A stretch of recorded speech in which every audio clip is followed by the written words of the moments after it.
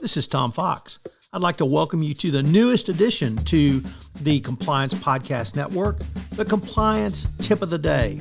This is the podcast where you bring you daily insights and practical advice on navigating the ever-evolving landscape of compliance requirements.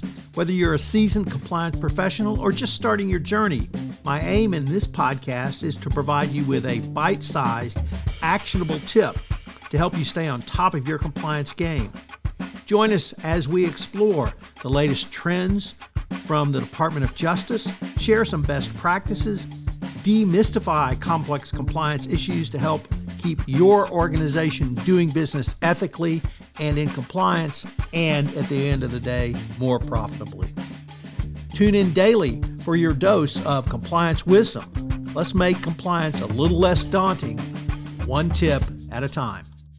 Now a word from the sponsor of the Compliance Podcast Network, Ethico. In compliance, the value of anonymous reporting is undeniable. But with Ethico, anonymity doesn't mean a loss of connection. Our blinded, two-way communication fosters an environment of trust and confidentiality, encouraging open and honest dialogue.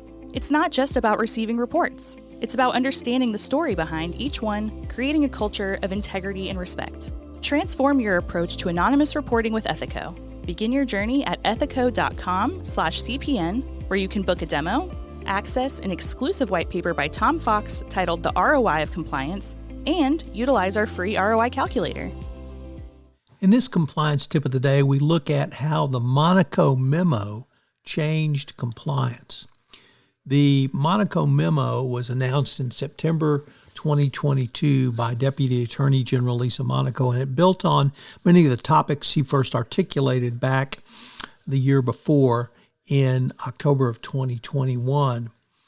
James Cucchio said, quote, "I think it's great when the department puts out a memo like this that lays out things very clearly," end quote. The Monaco Memo set out the DOJ expectations around both individual accountability and corporate accountability.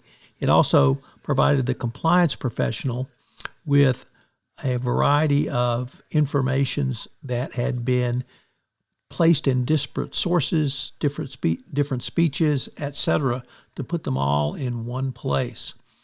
This memo delineated the implications of the factors it set out, and there is much in it that not only ties things together, but multiple changes at a high level and a granular level as well.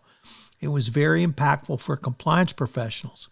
Vin DiCiani, founder of Affiliated Monitors, went further and said that it provided clarification and guidance for line prosecutors when they're considering whether to put a monitor in place. It lays out broad goals and guidelines and then drills down into specific requirements in a way that we have not really seen before.